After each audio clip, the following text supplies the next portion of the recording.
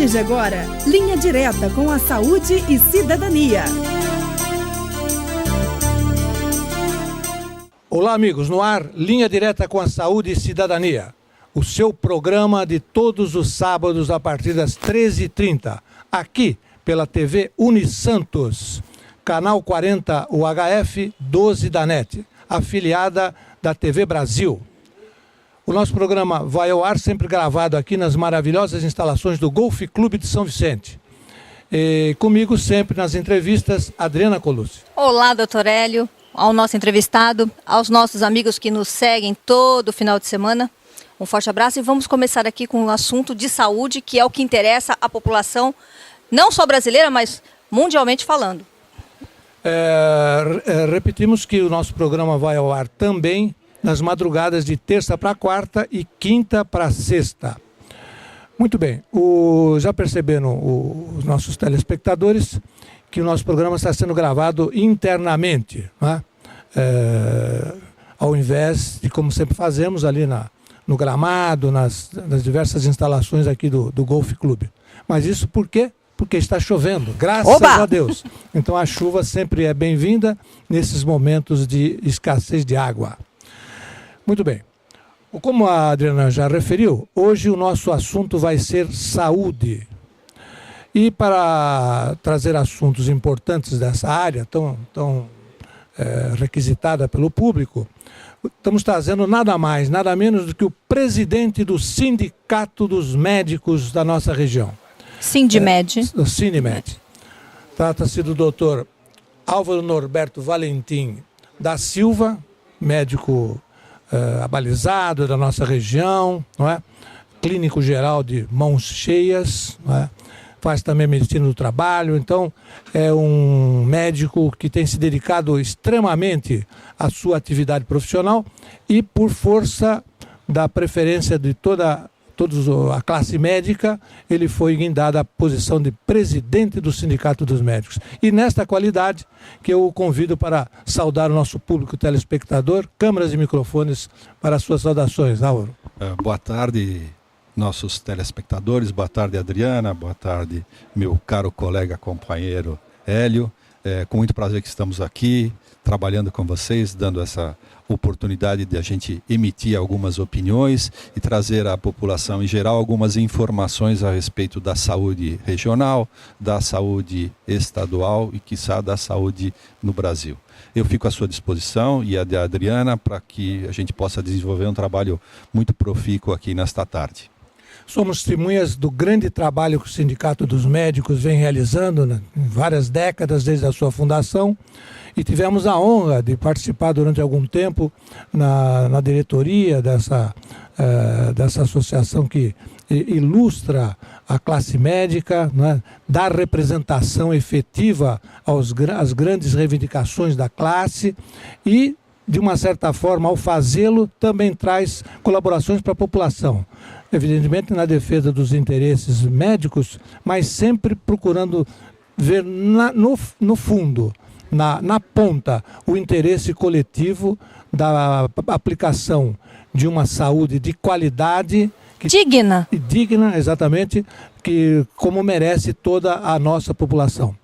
Mas, doutor Álvaro, o Sindicato dos Médicos, ele tem uma representação sobre a classe em várias cidades da nossa região e, para desenvolver o seu trabalho, evidentemente tem uma relação direta com as outras entidades médicas, até no plano nacional. Nós gostaríamos que o senhor enfatizasse essa relação e que ela tem trazido de positivo para os trabalhos que a sua diretoria vem desenvolvendo no Sindicato dos Médicos. Pois não.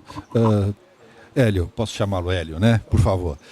Telespectadores, o que a gente gostaria de passar de informação, eu acho que é importante essa colocação do colega, é o seguinte: na realidade nós temos 3 entidades que representam os médicos e que balizam a atividade médica na região estadual, municipal e federal, que nos representam. A entidade sindical, a entidade associativa, então falo do Sindicato dos Médicos de Santos e região, falo da Associação Paulista de Medicina Regional Santos, que representa os municípios também da região, e o Conselho Regional de Medicina.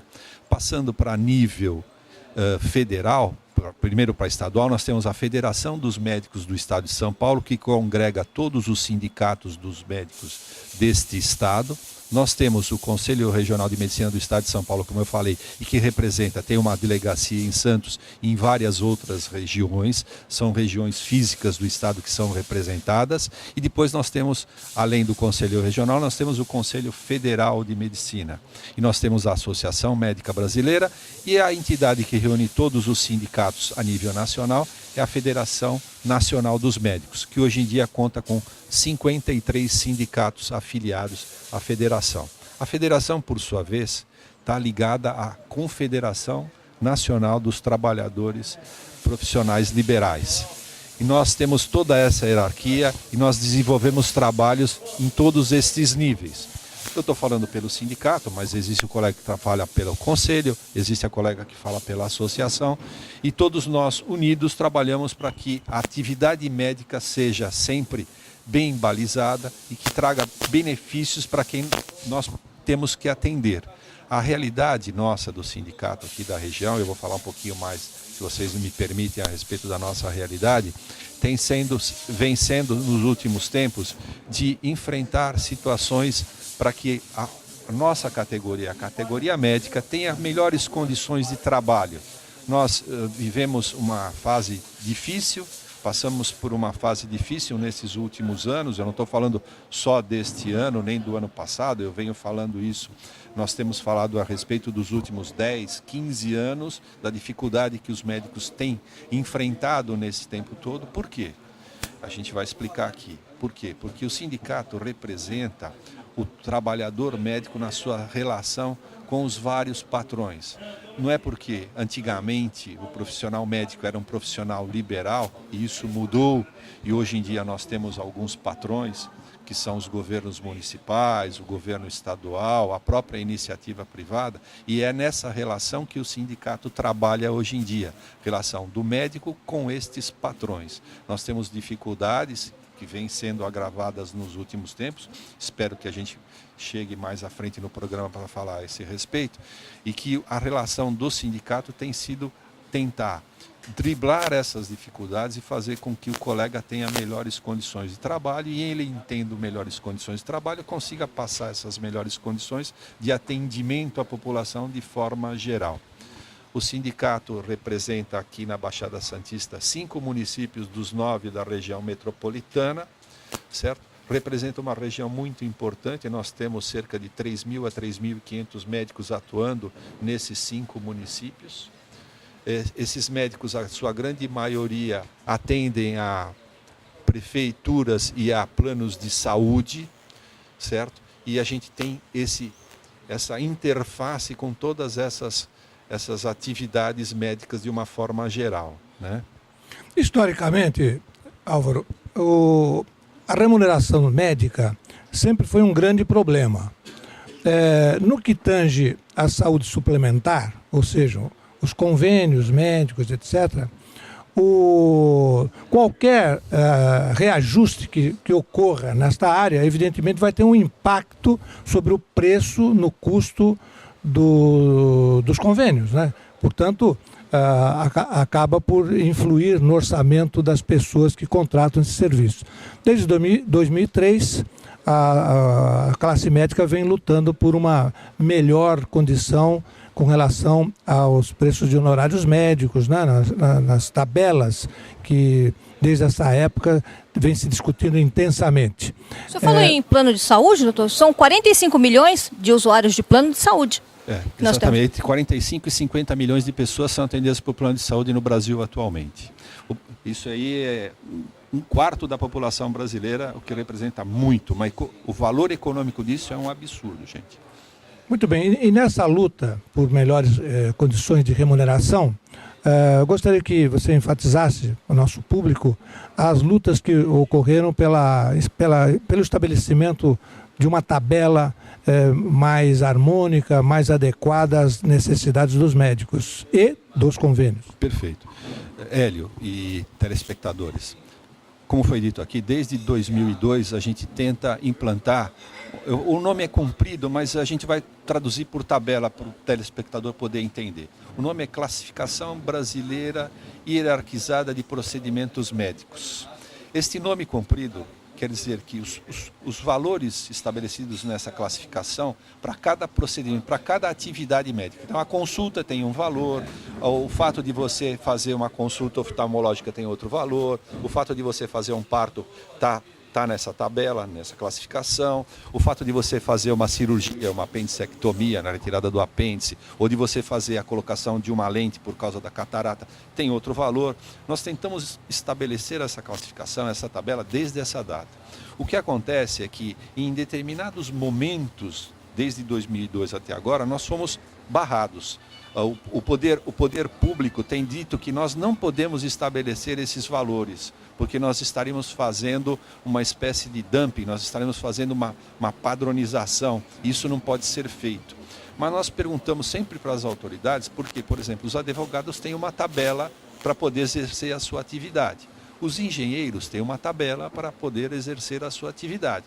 Por que nós não podemos? Por que o médico, de uma forma geral, não pode estabelecer esses valores?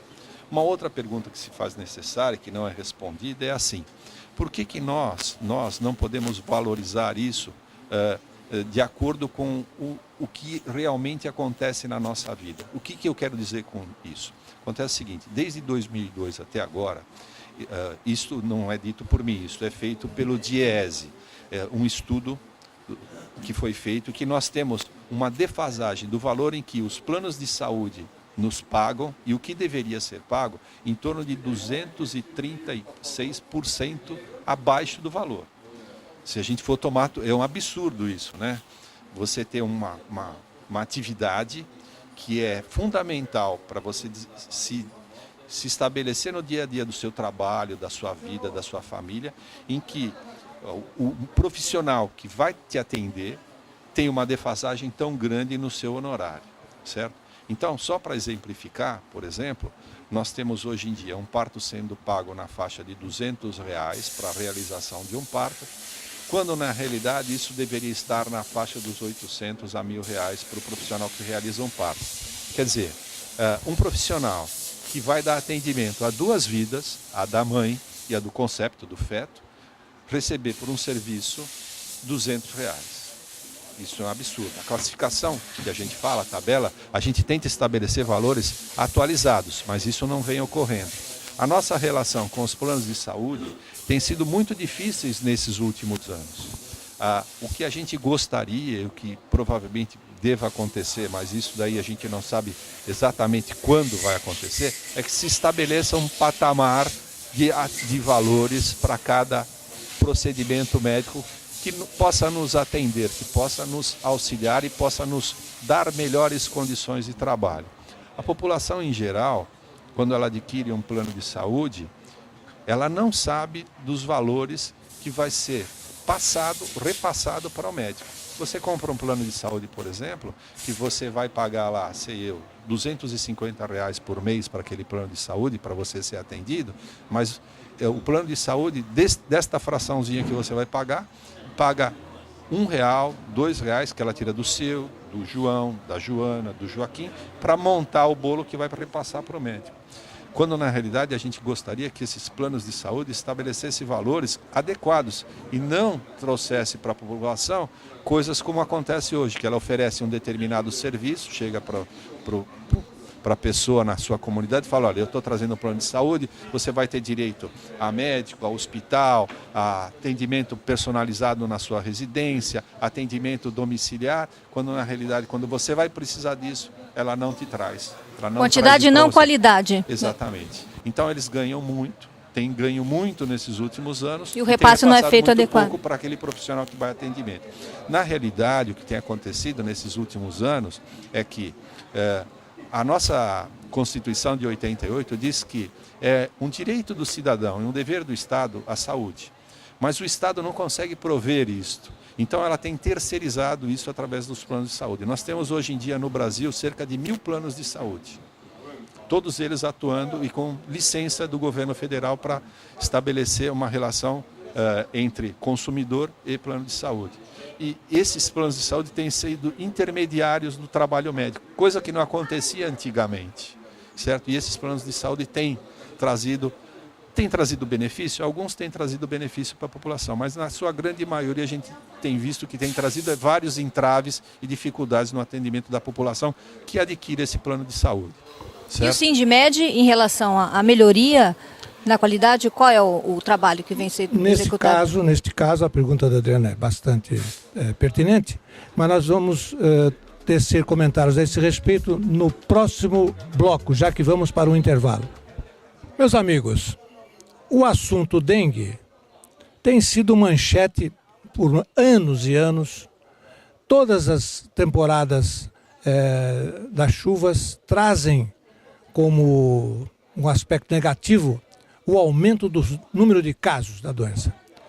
É evidente que o grande culpado, o grande vilão da história ainda é a população, porque não se cuida, não elimina os focos que exaustivamente as secretarias de saúde explicam que devam ser eliminados, né? São caixas d'água abertas, são pneus velhos cheios de água, são vasos, enfim, todo aquele arsenal de possibilidades para que ocorra a disseminação dessa doença.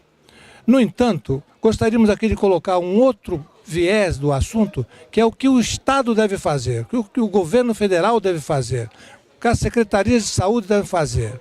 Evidentemente que há uma parcela grande da responsabilidade do poder, que é instituir condições para a pesquisa na obtenção de espécies próprias para o combate ao mosquito.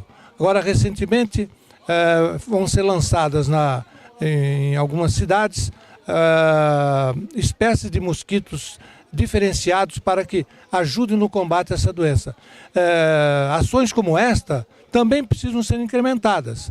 Portanto, não é só a população que deva fazer o seu trabalho, mas nós estamos aqui dizendo que cabe também ao poder público iniciativas que ajudem a combater este flagelo que está ceifando tantas vidas e que agora, daqui para frente, nos próximos 2 meses, terá, infelizmente, um aumento de casos por causa das chuvas. Essa responsabilidade cabe ao poder público e nós aqui cobramos. Esta é a nossa opinião. Estamos apresentando Linha Direta com a Saúde e Cidadania.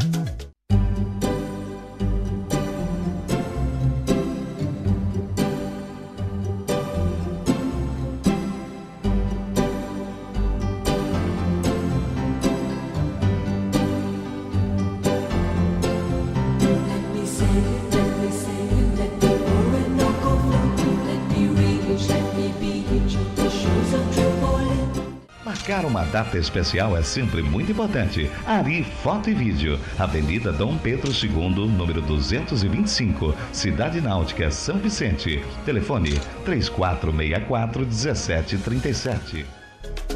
Voltamos a apresentar Linha Direta com a Saúde e Cidadania. Estamos de volta, programa Linha Direta com a Saúde e Cidadania, aqui pela TV Unisantos, canal 40 UHF 12 da NET.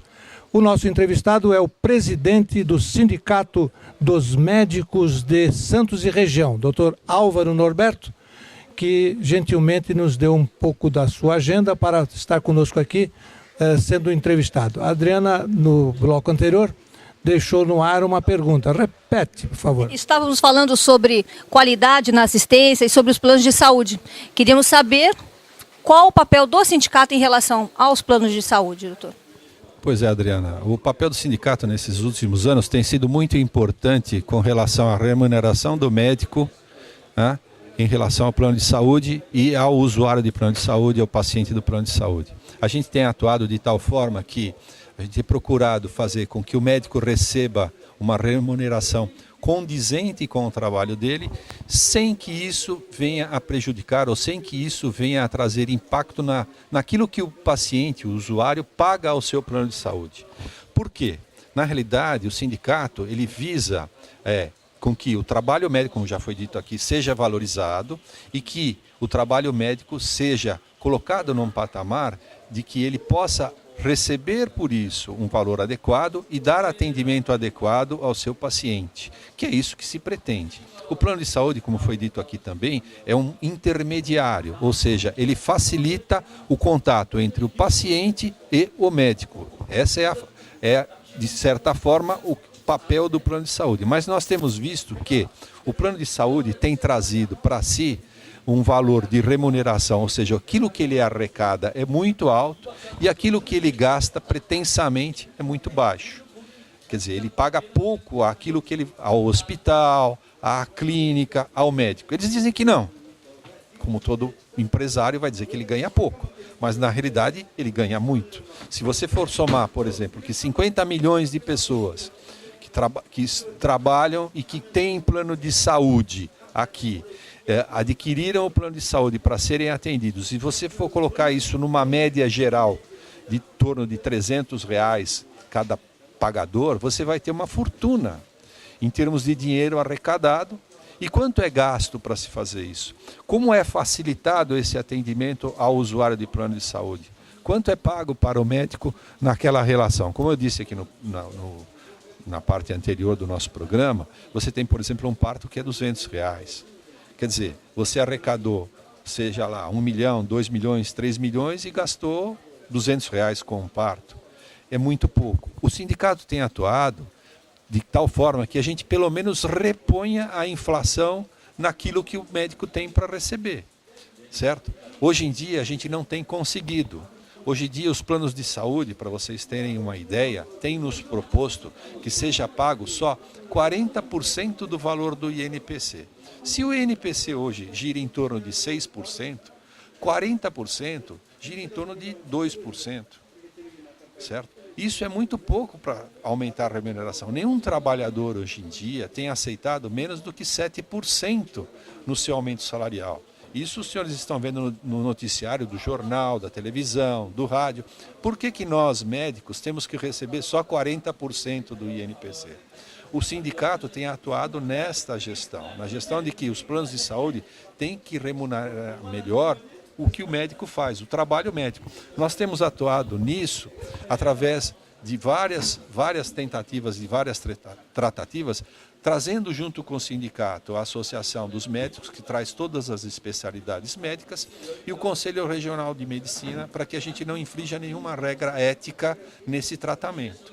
A tentativa é para que o que você paga hoje, você tenha um bom retorno em relação ao seu atendimento. Muito bem, o doutor Certo, um resumo para o telespectador, é que o plano de saúde, Adriana, sob o pretexto da remuneração das suas despesas operacionais, mais o custo da remuneração de dirigentes, pegam a maior parte desse valor, e para o médico e para os hospitais vai uma parte menor, o que pode representar um desestímulo ao trabalho. Exatamente. E interfere na qualidade, com certeza. Interfere na qualidade, não é isso? Exatamente.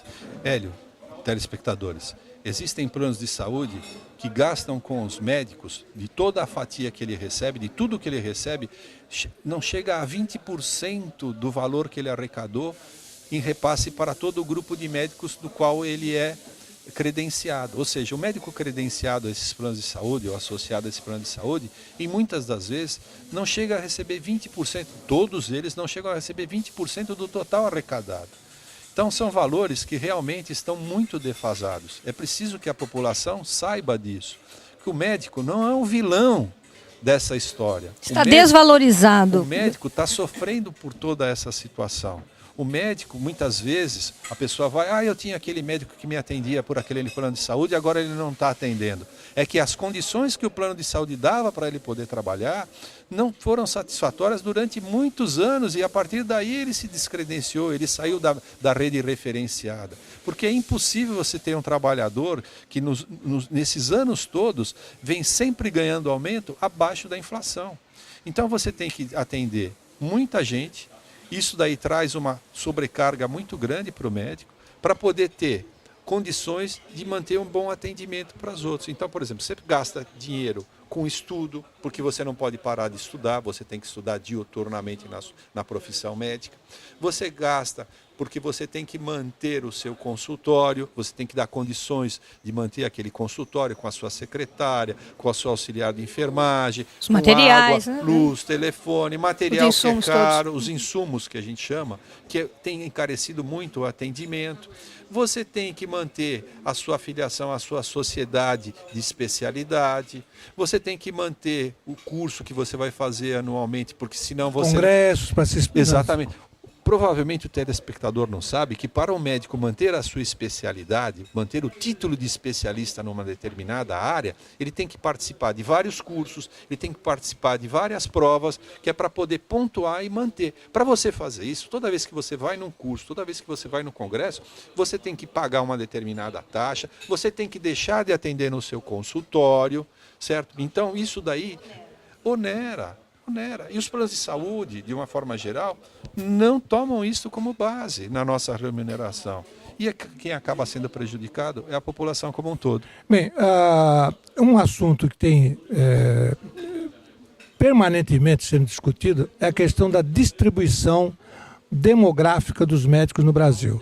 Não é isso? Regiões mais distantes que não têm médicos, e nas regiões metropolitanas, nas capitais, o número de médicos extrapola talvez a um número razoável.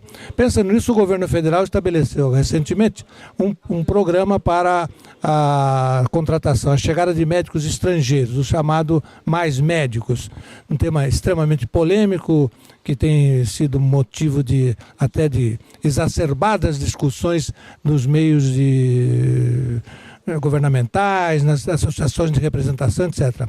Bem, o caso e com isto, a necessidade da formação de mais médicos. Consequentemente, o governo vem acenando para a liberação de novos cursos de medicina, né? É capa do jornal do Sindimed, jornal do Sindicato dos Médicos de Santos e Região. O tema com relação a esse assunto, cursos de medicina chegam à baixada. Estamos mostrando a capa do jornal onde esse assunto está colocado como destaque. Doutor Álvaro, e aí? O sindicato, como vê essa chegada de mais 2 cursos de medicina para a nossa região? Pois é, Hélio e telespectadores. Na realidade, é assim, nós temos nos debatido nos últimos meses, na realidade do último ano para cá, fizemos um levantamento, o Conselho Federal de Medicina, junto com a Federação Nacional dos Médicos e a Associação Médica Brasileira, fez um levantamento em todo o país. O Brasil tem hoje 272 faculdades de medicina, só perde em número de faculdades de medicina para a Índia, que tem mais de 1 bilhão de habitantes. Nós temos 202 milhões de habitantes. Nós temos cerca de 400 mil médicos formados, já formados, certo? Nós colocamos no mercado cerca de 27 mil médicos por ano. É suficiente para atender a população. Nós temos visto que o programa Mais Médicos, ele veio para tentar cobrir uma lacuna que os governos federais não conseguiam cobrir, mas veio de uma forma, segundo o nosso entendimento, o entendimento dos sindicatos, dos conselhos e das associações, veio de uma forma errada. Da mesma forma, a abertura de novas faculdades aqui na nossa região, e está exposto até pelo nosso reitor da Uniluz e conversando com outros reitores de outras universidades, não há necessidade de você montar novas faculdades de medicina. Porque se você, por exemplo, aumentasse o número de vagas nas já existentes, você conseguiria atingir as mesmas metas. Nós não achamos necessário, por exemplo, que você abra uma faculdade em Cubatão, em Praia Grande, sendo que você tem 2 grandes faculdades de medicina em Santos, que tem cerca de, esse último ano, por exemplo, a faculdade da Uniluz, a Fundação Lusíada, formou 160 alunos médicos. Então a reposição está sendo feita. Nós temos condições de atender a população. O que tem existido é que tem sido mal distribuído, como você disse, o médico por este mundo afora.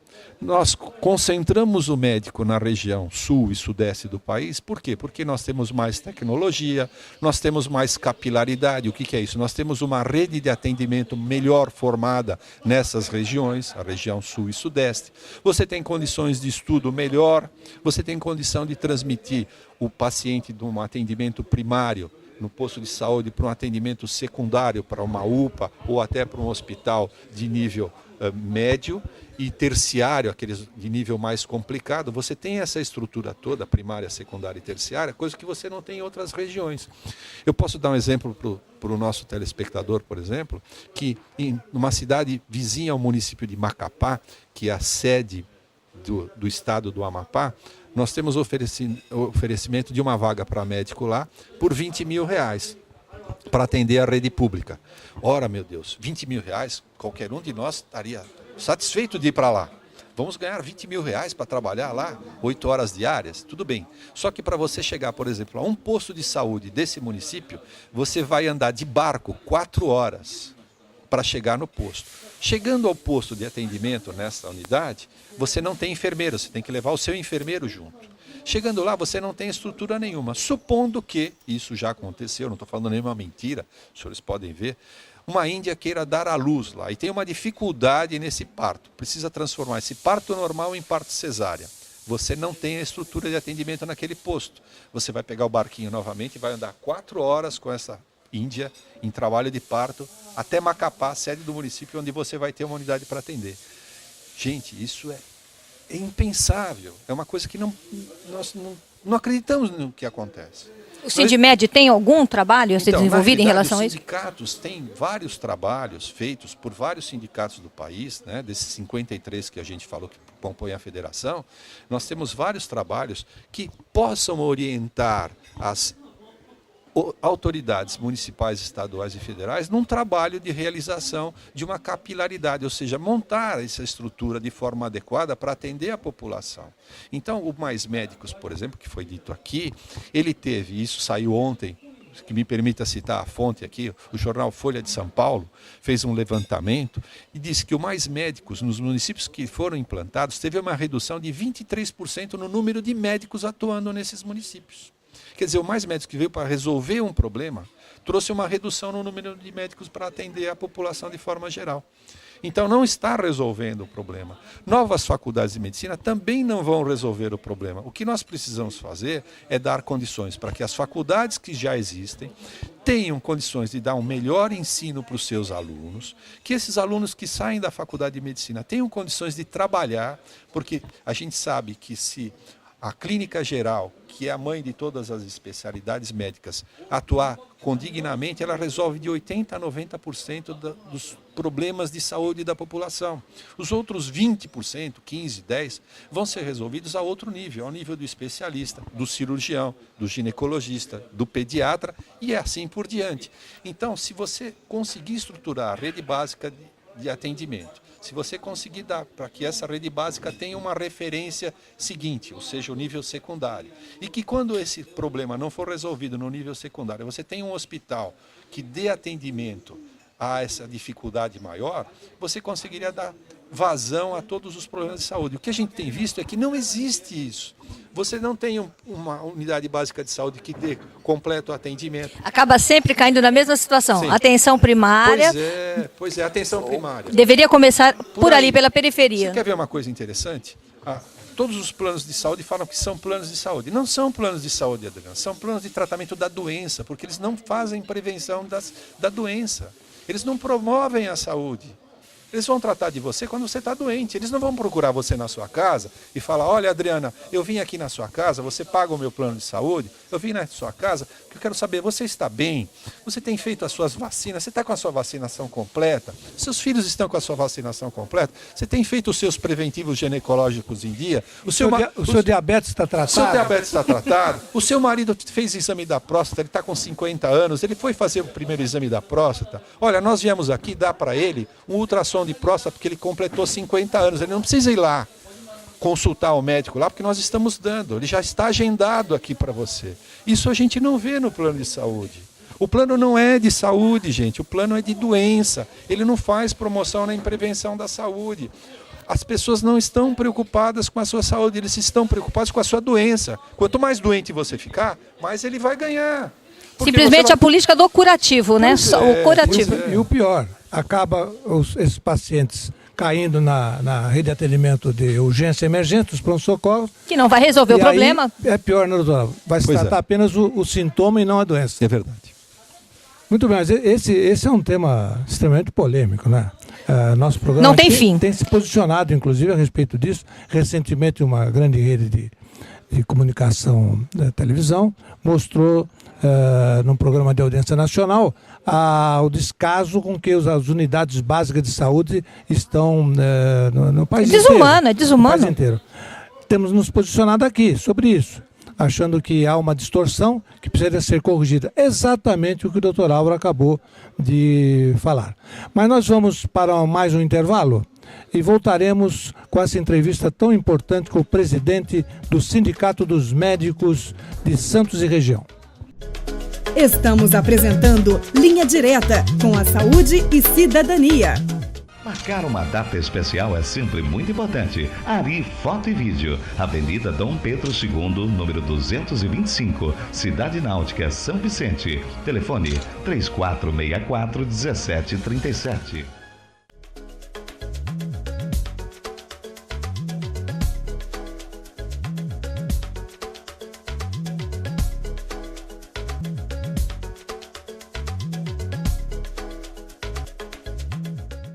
Olá, amigos. Na Saúde em Destaque desta semana, vamos falar sobre uma doença importantíssima nesses dias que estamos vivendo. Trata-se da leptospirose. É um nome complicado, mas explicaremos aos senhores. A leptospirose é uma doença infecciosa que se transmite através da urina dos roedores.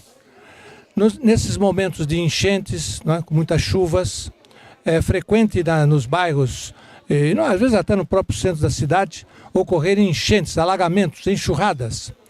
E evidentemente que os roedores que estão em toda parte, os ratos principalmente, eles acabam transmitindo através da sua urina nas águas que estão ali represadas, os micro-organismos que vão infectar as pessoas que vão caminhar, que estão caminhando nessas enxurradas. É evidente que acabar com as enchentes é um dever do Estado, através da melhoria das condições de drenagem, das ruas, dos bairros em si, enfim, a canalização dos córregos e etc. Mas essas são ações que dependem muito da intensidade das chuvas. Muitas das vezes trabalhos que foram realizados não são suficientes para conter a força das águas. E aí entra, evidentemente, essas questões que estamos hoje aqui enfatizando. Então, o que deve fazer a população? Tem que ter cuidado, especialmente com as crianças, não deixar que as crianças e nós mesmos adultos caminhem nessas coleções de águas, nessas enxurradas, nesses alagamentos, porque ali poderá estar o perigo, ali mora exatamente o perigo. Então, este é o destaque que fazemos para que a população se cuide, não evitando esses locais de enchentes e alagamentos e, com isso, evitando serem contaminados com esta doença terrível que leva à morte, que pode levar à morte. São doenças gravíssimas que são chamadas, então, dentro desse capítulo, da chamada leptospirose. A leptospirose é uma doença que traz alguns sintomas claros, não é? A febre, o mal-estar, as dores musculares, especialmente nas panturrilhas, nas pernas, e a icterícia. As mucosas e a pele ficam amareladas, isso chama-se icterícia. Órgãos internos são afetados, como principalmente o fígado e outros órgãos internos. E essa situação pode se agravar no momento em que podem ocorrer as chamadas, os chamados agravamentos da doença em cima de situações extremas que podem sim levar à morte caso não sejam tratadas a tempo e a hora.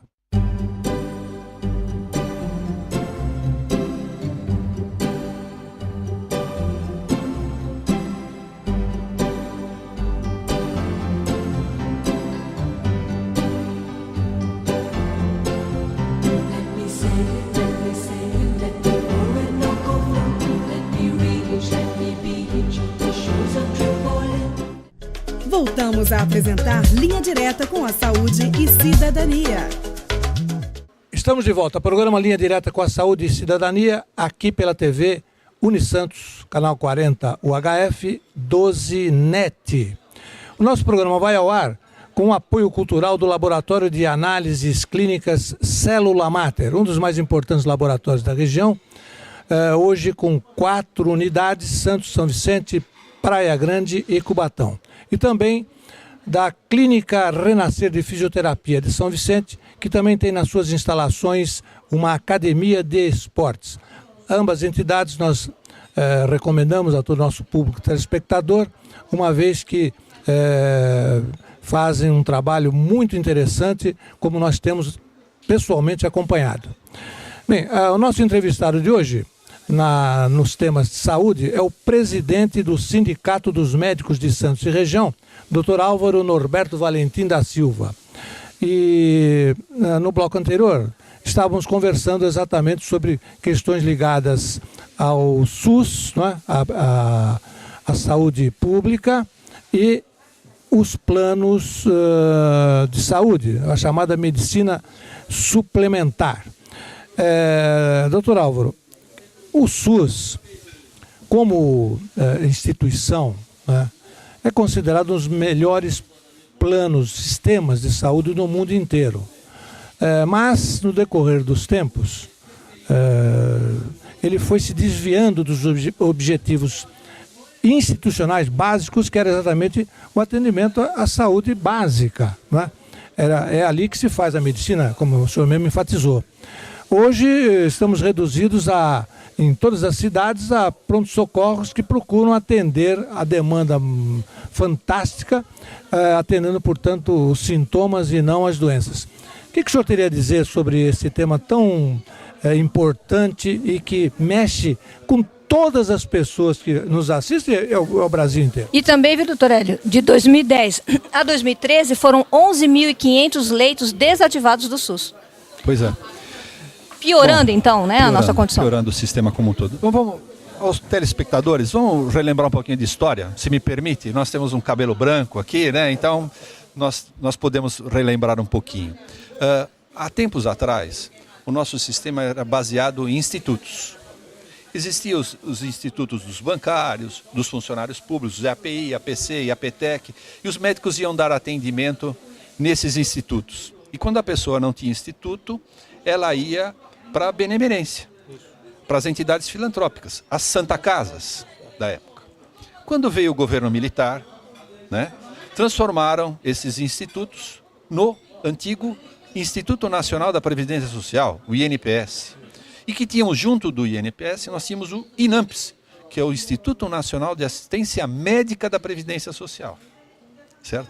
Então, nós, como trabalhadores, hoje em dia somos descontados para esses dois institutos que se tornaram hoje um único, o Instituto Nacional de Seguridade Social, o INSS, e do qual veio uma parte que é o SUS, o Sistema Único de Saúde, que veio lá de trás dos institutos para cá. No decorrer desses anos todos, o que a gente viu foi uma decadência da atividade de saúde dentro da instituição governo federal. Porque a gente que viu, que você citou, que a gente vem vendo nos últimos anos, é uma perda da possibilidade de atendimento médico digno à população como um todo. Como foi dito aqui anteriormente, está na nossa Constituição de 88, que é dever do Estado e direito do cidadão receber atenção médica como um todo. Não temos isso. Foi dito aqui também que repassamos 1/4 da população para a iniciativa privada. Através dos convênios. Através dos convênios, certo? E hoje, essa outra população, 150 milhões de habitantes, cerca disso, está no SUS. E o que ele recebe para isso? Qual é o atendimento que se recebe para isso? Nós estamos nas mãos de quem? De que instituição? Quem é responsável por isso? Na nossa região, os municípios representam o governo federal. Eles recebem um repasse de verba do SUS para que mantenham as suas redes de saúde atendendo a população que não é conveniada, que não tem plano de saúde. Como é que anda esta rede de saúde? Como é que ela funciona?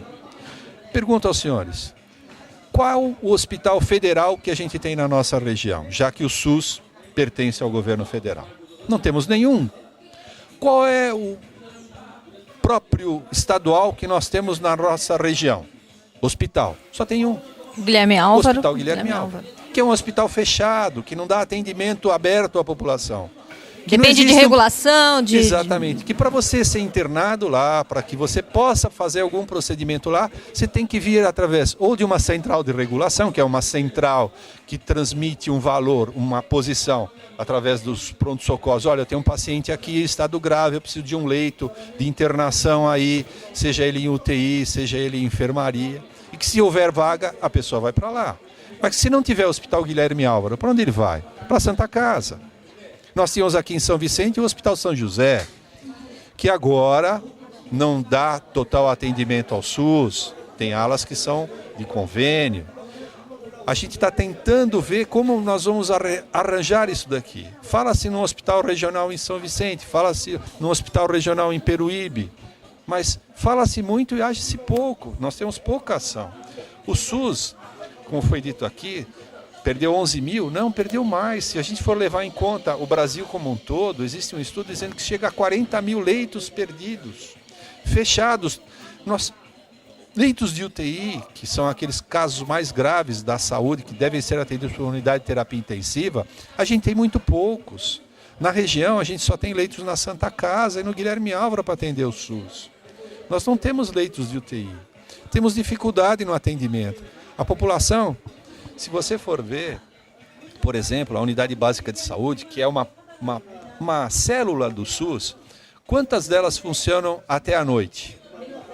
Não funcionam à noite. 5 horas fecha-se as portas. Exatamente, 5 horas fecha a porta. E aquela mãe que trabalha durante o dia, que deixou o seu filho com uma cuidadora ou com uma vizinha, e que a criança está tendo um quadro diarreico qualquer, vai levar o seu filho aonde? Pronto-socorro. Pronto-socorro. E aí formam-se aquelas filas enormes de mães com crianças para atender no pronto-socorro. O pronto-socorro é para dar atendimento de urgência e de emergência. Não é para atender dor de barriga, não é para atender resfriado, não é para atender dor de cabeça, não é para dar atestado médico por falta no serviço. O pronto-socorro é para atender uma emergência. A unidade de pronto atendimento, agora chamada de unidade de pronto atendimento, a UPA, é para dar este tipo de atendimento, que deixa de ser feito na unidade básica de saúde. Quais são as unidades básicas de saúde que têm uma referência e contra-referência? Se eu sou médico da unidade básica de saúde e mando uma criança, ou mando uma pessoa que tem uma hérnia, por exemplo, para um hospital secundário para ser operado, quando é que eu vou receber essa pessoa de volta para saber se ela foi operada ou não? Qual é o resultado da minha indicação? Não tem essa referência. Se eu tenho uma criança que tem um problema cardíaco, hoje em dia, para onde eu mando essa criança com problema cardíaco dentro da nossa região? Qual é a minha referência? Qual é a referência SUS disso daí? É o AMI? É o Guilherme Álvaro?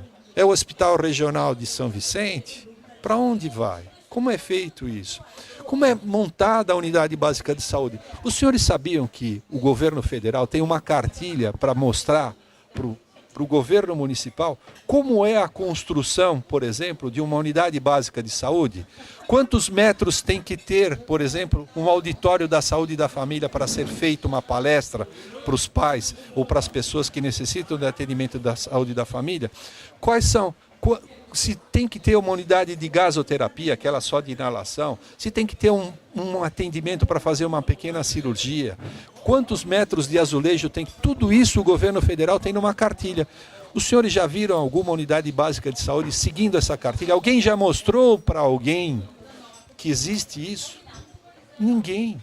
Então, o SUS, de certa forma, está sendo colocado para a população como uma das vertentes, mas não aquela vertente principal para o atendimento da saúde, porque o que se quer é que você seja atendido, mais é pelo plano de saúde, certo? Vejam os telespectadores que já se somam vozes para denunciar este quadro de distorção que vem se instalando progressivamente no país.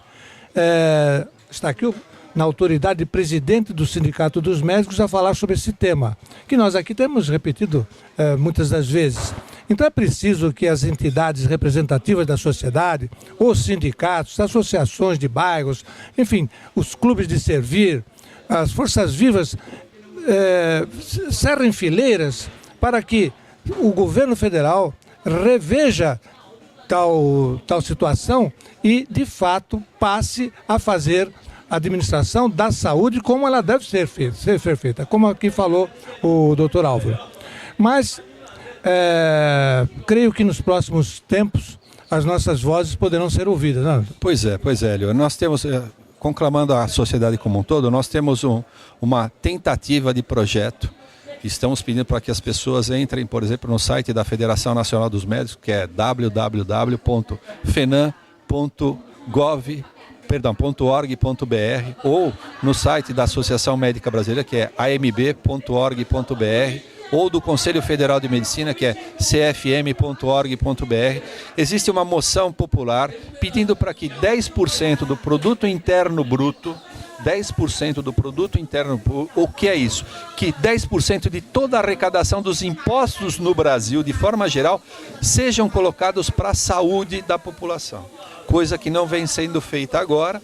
E vale a pena dizer que, por exemplo, no ano de 2014, certo? De todo o orçamento que era para a saúde e que o Ministério da Saúde tinha nas suas mãos, 17 bilhões de reais não foram aplicados na saúde. Estava à disposição e não foram aplicados na saúde. Isso é uma verba muito grande. Se vocês forem olhar, na última semana, saiu no jornal de grande circulação na nossa região, que viria para a saúde 17 milhões de reais.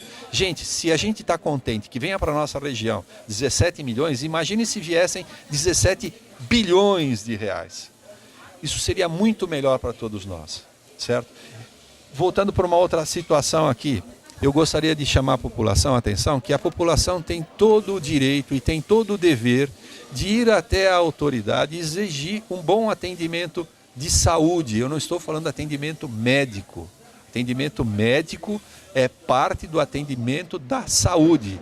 Nós temos que ver que nos postos de saúde nós temos que ter enfermeiros, temos que ter assistentes sociais, nós temos que ter fisioterapeutas, nós temos que ter auxiliares administrativos bem treinados para nos tratar bem, nós temos que ter ambulância para que possa remover o paciente nos casos necessários.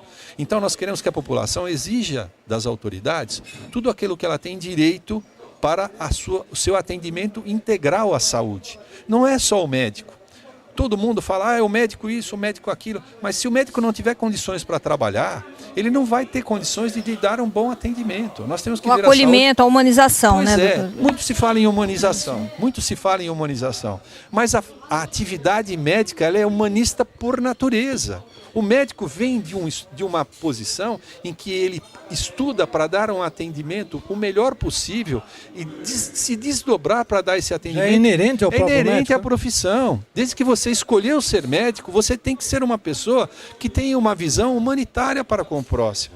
Você tenha condições de lhe dar o melhor atendimento, seja um atendimento médico, seja um atendimento psíquico, seja um atendimento de apoio naquela necessidade que ele tem. Quantas vezes nós recebemos um paciente no nosso consultório e que ele não tem uma doença física, ele precisa ir no nosso consultório para conversar, para desabafar, para contar de um problema que está acontecendo na vida dele. No meu consultório, eu faço, como o doutor já disse aqui no começo, eu faço clínica geral. Muitas pessoas que vêm no meu consultório têm mais de 50, 60 anos.